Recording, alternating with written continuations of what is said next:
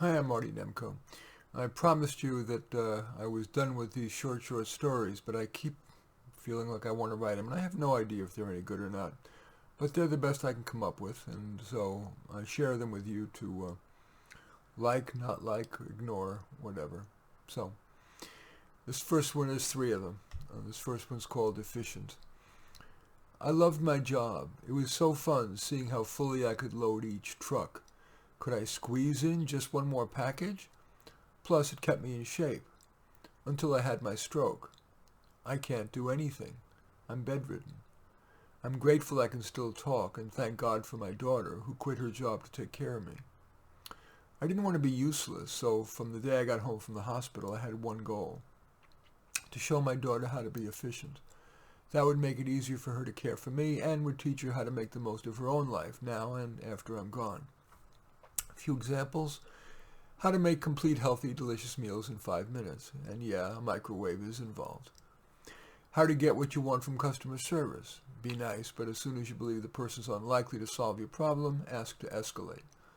Before you start any task, ask yourself if there's an easier, more fun way to do it, and whether it's worth doing at all. For example, playing golf, watching so much TV, or trekking across the country to go to your second cousin's third wedding. I even taught my daughter how to deal with things when I die. No hoo-ha funeral home, casket. Cremate me and have my ashes compressed into a piece of jewelry that you might wear occasionally. Invite my friends and relatives to my apartment to take what they want after I'm gone, and then you give the rest to goodwill. Yeah, I feel good about leaving my daughter with a legacy of efficiency, but there is this feeling that I'm leaving something out, that there is something that's inefficient but is important, and I can't quite put my finger on it. Anyway, that story is called Efficient. The next story is called Sowing Oats. In North Weast, one of Scotland's gale-swept North Isles, a few people farm small black oats. That's one of the few things that'll grow in the sandy soil, if you know what you're doing. Sandy McTavish does.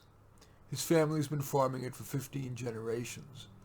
And at age 35, Sandy was at peak balance of energy and experience. Olivia Jones had not been oat farming for 15 generations, or 15 minutes for that matter. After her divorce from her husband in London, she decided to get as far as possible within the UK, far as away from where she was from London. Based merely on Google searches, she decided to move to North Weast, grow black oats, notable not just for the grain, but because it produces an ideal straw for baskets and chairbacks.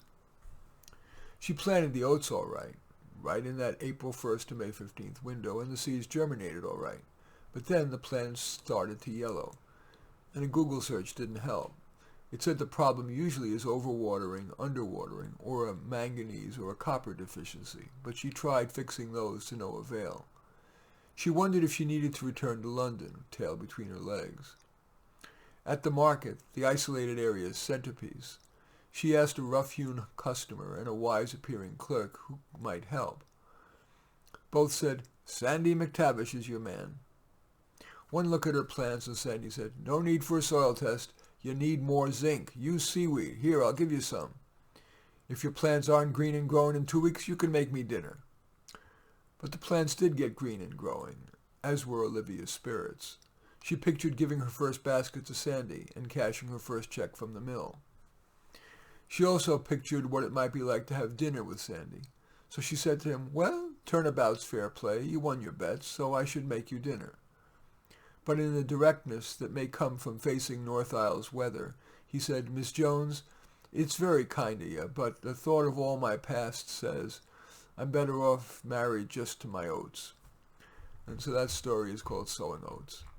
And the final story is called I Chop Down Trees. I'm in charge of selecting books for the library. It's an opportunity to change the world as I think it needs to be changed, and my passion for that has increased since the court overturned Roe.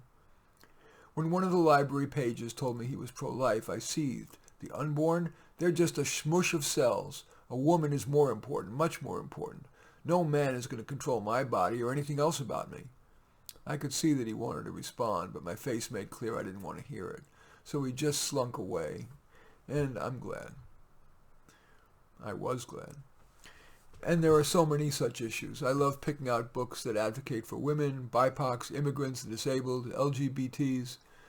But something just happened that's giving me just a bit of pause. The children's librarian took a day off, so I had to fill in. Part of the assignment that she left me was at story time to read The Giving Tree. It's the story of a selfish boy who kept asking more and more from a tree, culminating when, as an adult, he essentially asked the tree to commit suicide, to cut off his trunk so that the man could have a canoe, and the tree did. After I finished reading the story, a child raised his hand and asked, "Why did the tree kill himself for that selfish man?" I didn't know what to say. I felt so lame. I just said, "I don't know."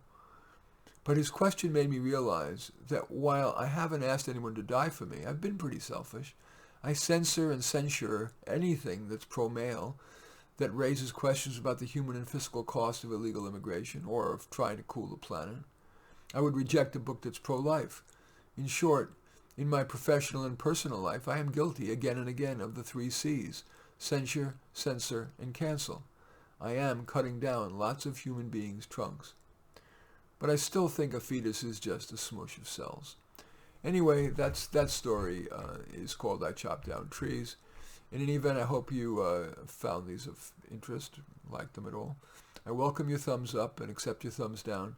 I always look forward to your comments and especially like it if you hit the share button below. Share on your social media so that my efforts can have broader impact.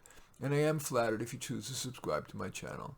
In any event, I do thank you for watching. Oh, I should mention, these are all in my book, which I keep updating, and Amazon Self-Publishing enables you to keep updating, in my book called Soloists, which are stories of outsiders and introverts. Anyway, thanks again for watching. I'm Marty Nemko.